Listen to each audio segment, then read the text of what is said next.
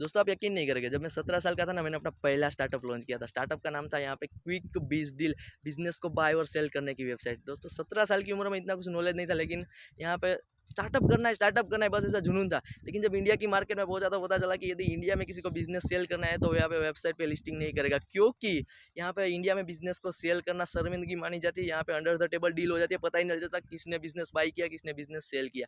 यहाँ पे मैंने गलती क्या कर दी पता है?